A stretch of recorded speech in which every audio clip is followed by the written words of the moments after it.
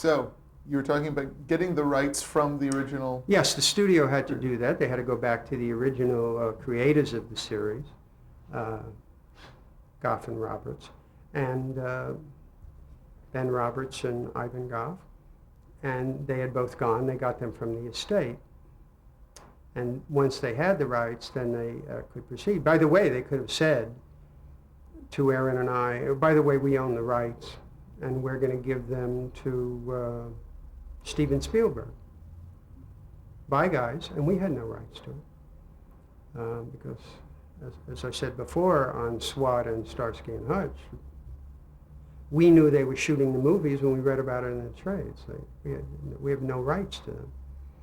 At any rate, so Amy is now interested, and then Aaron had to bow out because Aaron's contract with Viacom said that he could not be involved in any project in which Viacom did not have a financial interest.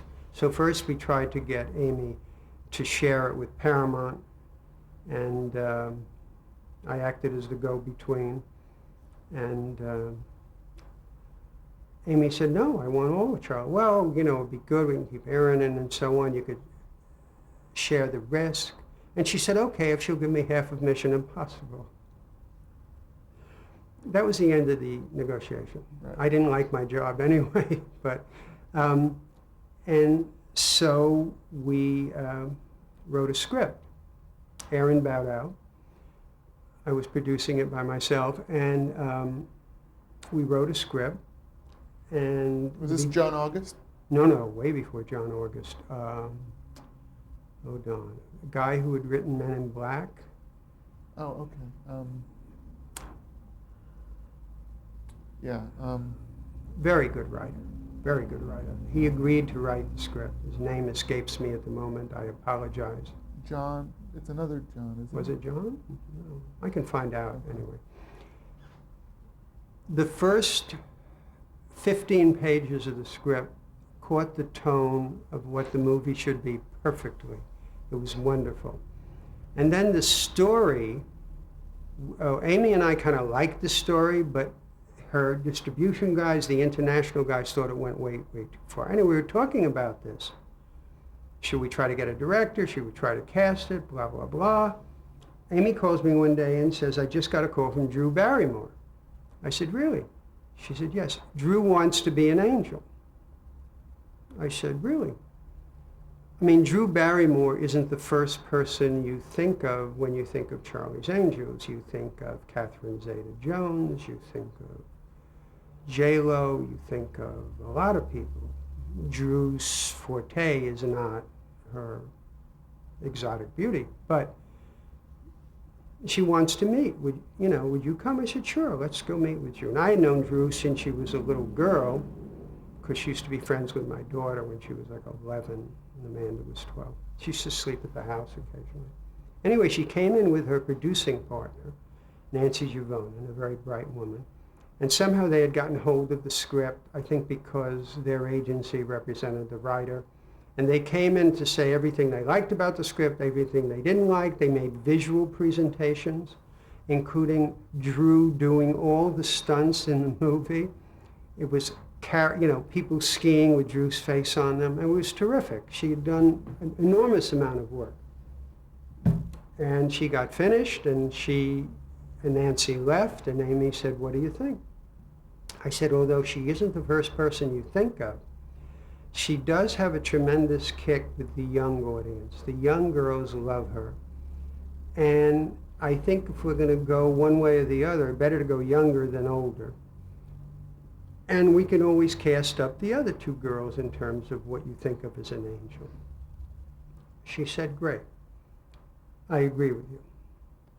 She then called me a couple of days later and said, Drew wants to produce the movie with you.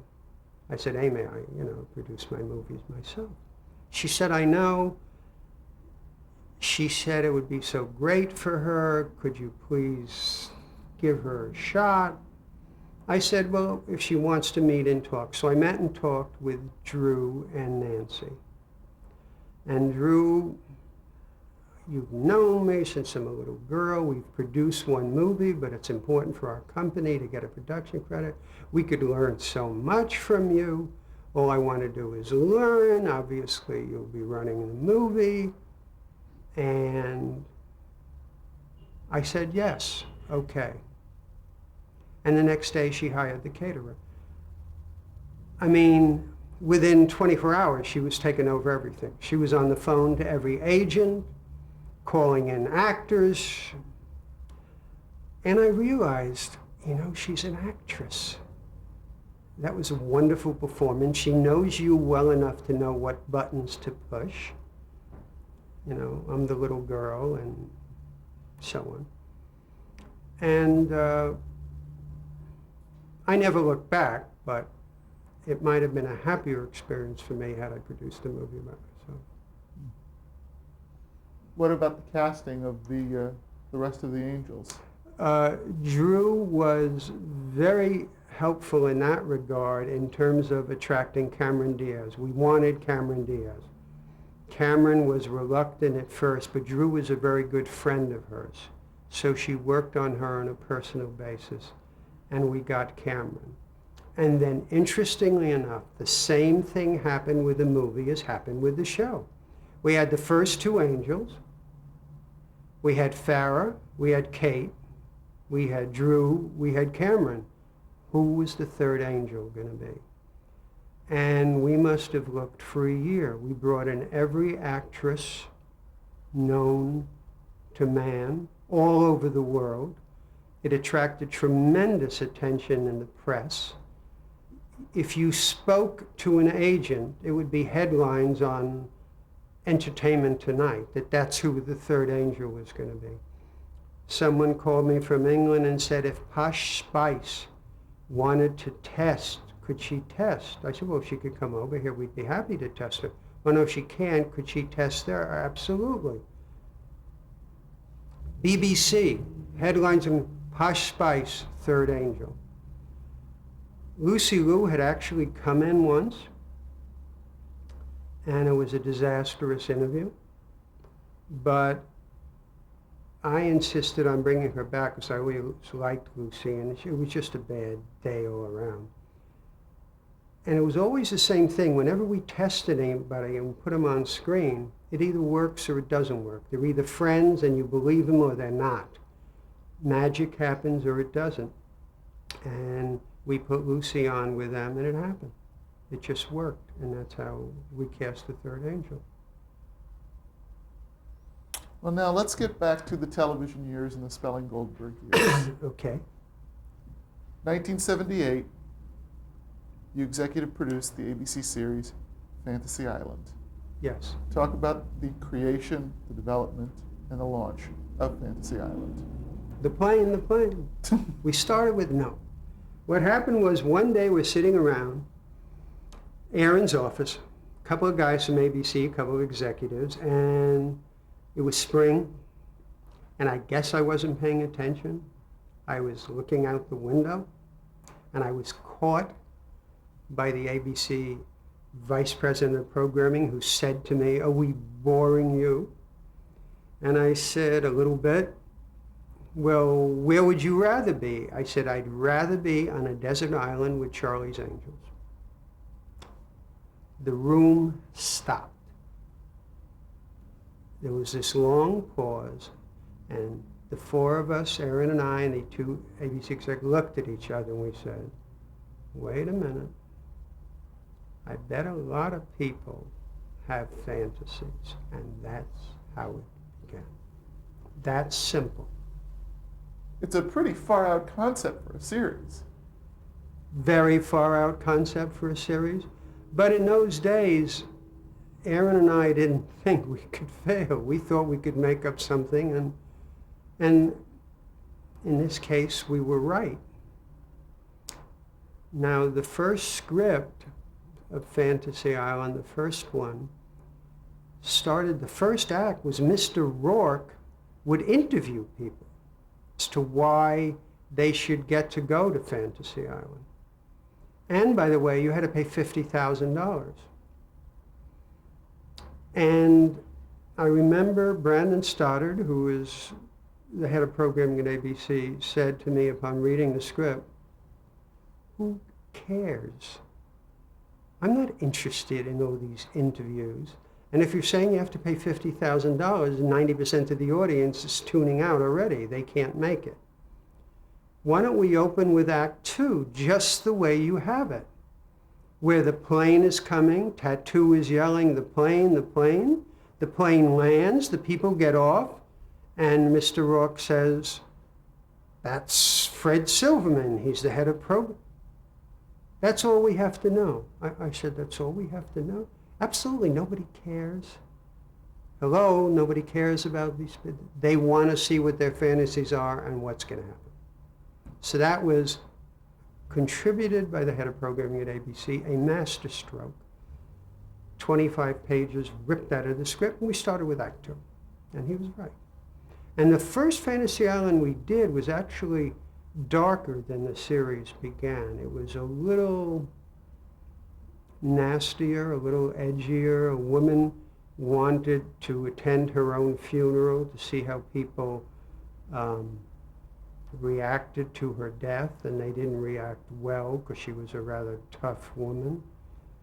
There was another story about a guy wanting to go back in time to a romance he had, but we discovered that he in effect had killed his lover.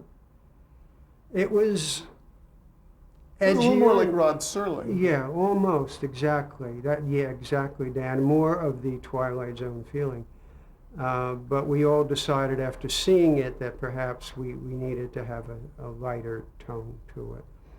What became the hallmark of Fantasy Island was, here's this magic potion, and if you take it, every woman in the world will be attracted to you.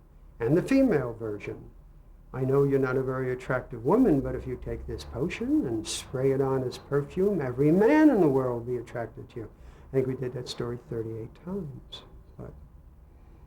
And in fact, when we did the stories in the hour version, they never crossed, because we always thought in syndication at that time, it was very hard to syndicate hours. This way we could cut them up and make half hours out of them, because the stories never crossed. It's not that we were mercenary. And by the way, this was when we hadn't shot the first episode yet. We were already assuming we were a hit, and now we were going into syndication. So. Now talk about the casting process. First of all, Mr. Rourke, Ricardo Montalban. Did you know that's who you wanted for the character? We knew we wanted someone very interesting and very different. I believe Aaron suggested Ricardo, who was a personal friend of his. And when we started to think about Ricardo and started to think about maybe the white suit, it was different enough, and yet he had the stature and the gravitas, so that it wasn't some idiot standing there. It was someone who had some power. And then we wanted to cast Tattoo. We had seen Hervé in a James Bond movie. And we sent him the script, and when the driver came back, he said, "This is very touching, Mr. Goldberg. I drove to this address in Hollywood, a terrible address with people lying on the street, and he lived in a rooming house, and I brought him the script, and he started to cry. He said, they want me to play a part." He was so touched by it. And dissolved to a few years later. The show was a big hit. Hervé was making a lot of money. And he came in and demanded a whole lot more money. And he said, "Mr. Ricardo Montalban makes so much money, and I only make this little money." And who do they tune in to see? They tune in to see the plane, the plane. That's who they tune in to see. And I thought back, God, it didn't take long to move from that rooming house, did it? But that's an oft-repeated story. Not only of our shows, but many, many shows on television. But he was quite a character, Hervé. Quite a character. Any memorable anecdotes between delivering the script and the demands for more money? Oh, yeah. I mean, there were several happy years of him doing the show. And he had a great appetite, can we say, for women, tall women. Tell me if I'm getting too risque. Believe me, I will only prompt you to go further in that direction. Okay. And to that end, Hervé Villechaize and his appetite for tall women. Yes. Well, Hervé, to begin with, if you go out to a club around town of those days, you'd run into Hervé Villechaize, having finished a 14-hour day of shooting, dressed to the nines with a beautiful, tall woman on each arm. I often fantasize myself about why this occurred, but I never really sat and talked with Hervé. Now, his trailer, he had a sign put on his trailer called Doctor of Sexology. And at lunchtime, he would flip the sign around and it would say, "The doctor is in." And we never went there, but he always came out on time for his call, close to his call, so it was okay. But he was a very interesting guy, a sad guy in many ways, the way he wound up at the end. And he knew he wouldn't have a long life, and so I guess he crammed everything into a very short time. And then you brought on, I believe, was it Christopher Hewitt? We brought Christopher Hewitt, and then we tried, I think, a young woman, but it was never the same. You never know why magic happens, but Ricardo Montalban and Hervé Villechaize in a show called Fantasy Island, and it works, and you don't know why. You just thank God that it works. Now, it seems like it's a night that has been abandoned by network programmers, but at that time, the show lived and thrived on Saturday night. Oh, well, Saturday night used to be a big night on television. NBC Saturday Night at the Movies, CBS had their big lineup of comedies, All in the Family, Mary Tyler Moore, Carol Burnett. ABC ruled for a while with Take the Love Boat to Fantasy Island. We actually did an episode where people took the Love Boat to Fantasy Island. I know you're looking at me quizzically, Dan, and going, isn't one place a fantasy and one place a reality? Yes, it didn't stop us. They got off the Love Boat into a lifeboat and went to Fantasy Island. But yeah, Saturday night was a big night of television viewing. Now it's been totally abandoned by the three networks. They show reruns. Why do you think that is? I think with the audience dwindling, they say, well, the audience is dwindling, and on Saturday night the sets in use have gone way down. And then you say to them, well, what if you put on the Super Bowl on Saturday night? Do you think they'd go way down? It's the chicken and the egg. I also think it's become so expensive to program a network schedule that being able to say 1/7 of it is just reruns from an economic point of view makes sense. But if you look at the three networks' ratings on that night, they probably add up to like a 24 share of the audience. They've abandoned the night. Now, is it possible they'll abandon another night if the economics keep driving it that way? Could be. Now, the show succeeded not only because of a great concept and great leads, but you also had tremendous guest stars on the show.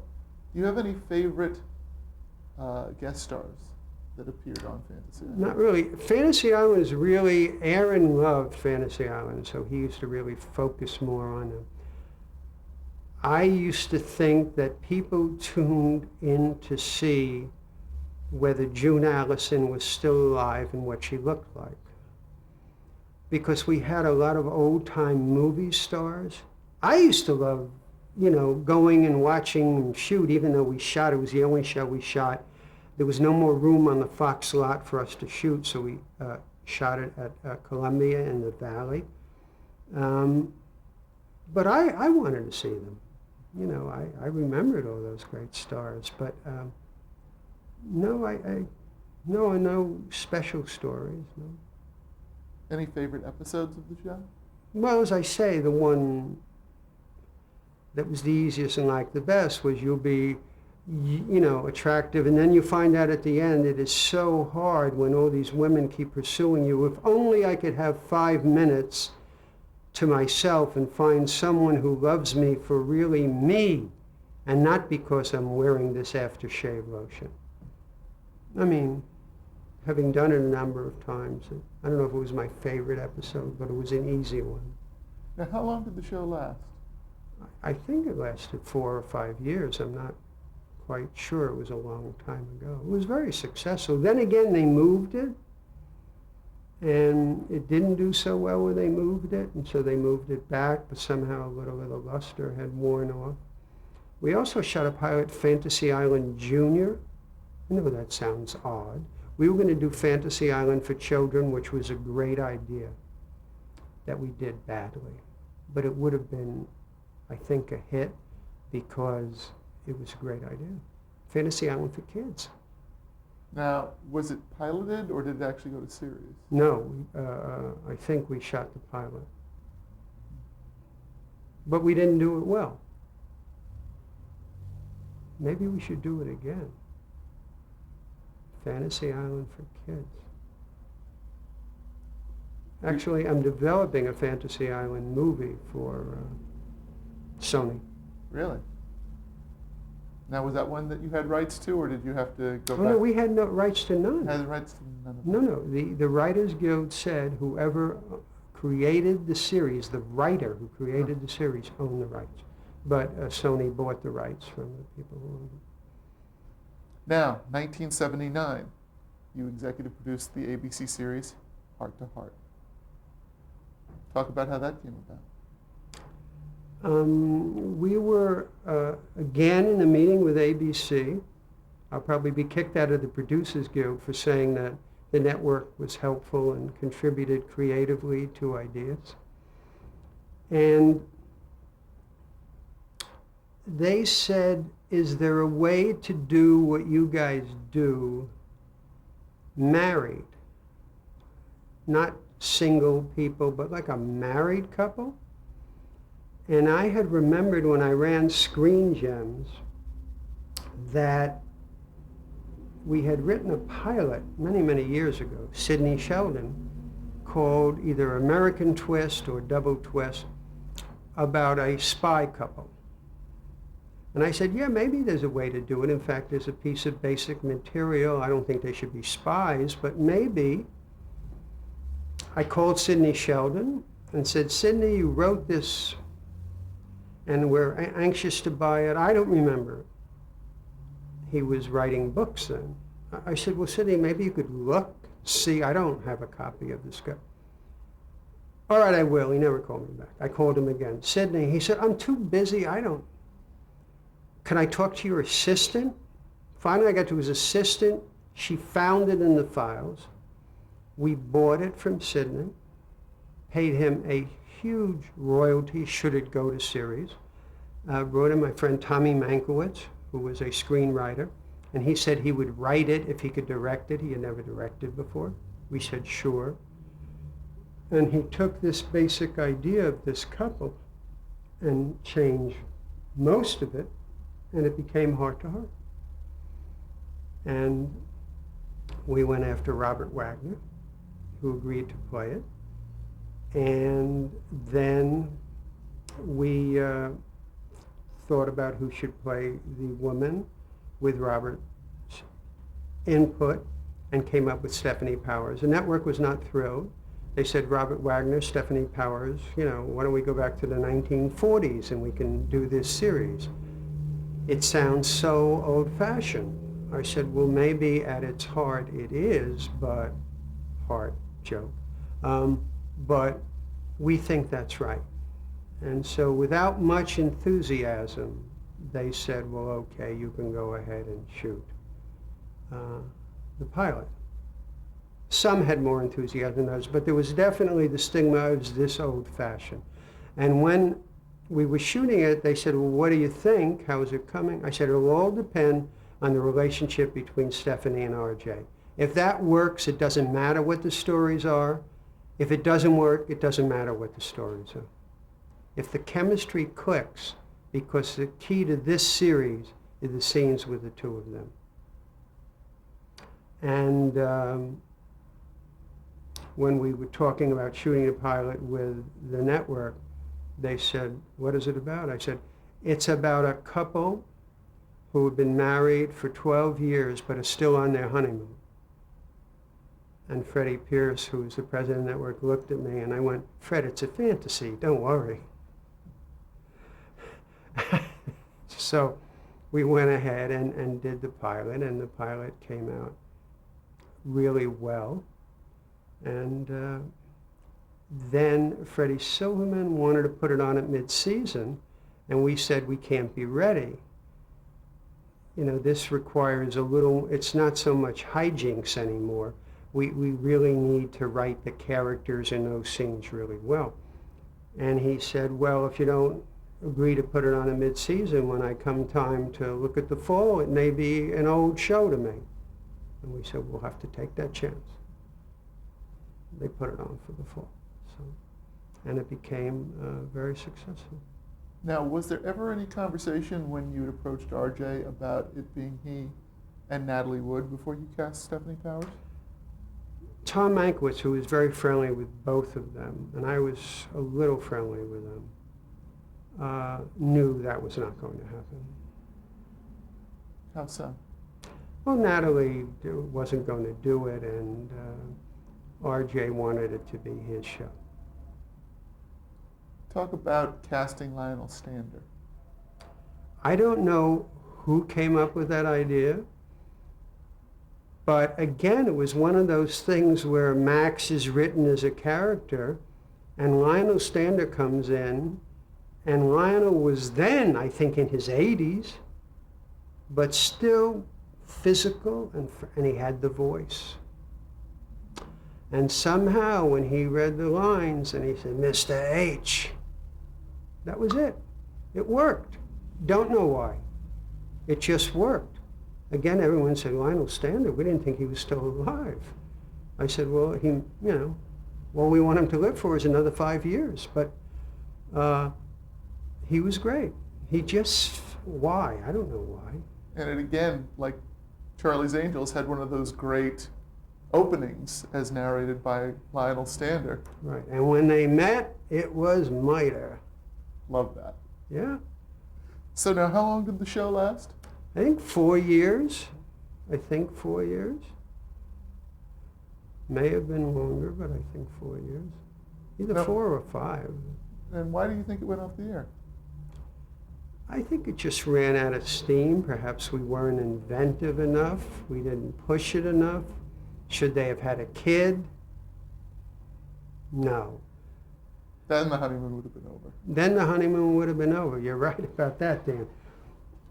You know, I don't know. Sometimes things just run their course. Not everything is meant to run 12 years or 5 years. Not every book is meant to be a movie. Not every movie is meant to be a series, and not every series is meant to be a movie. But we had a good time making it. It was about adults, and that was fun to do. It was the first series that Aaron and I had done with quote-unquote stars. Normally we used all unknown people, and that was a little different experience as well. But it was a fun show to do. You want to break to it?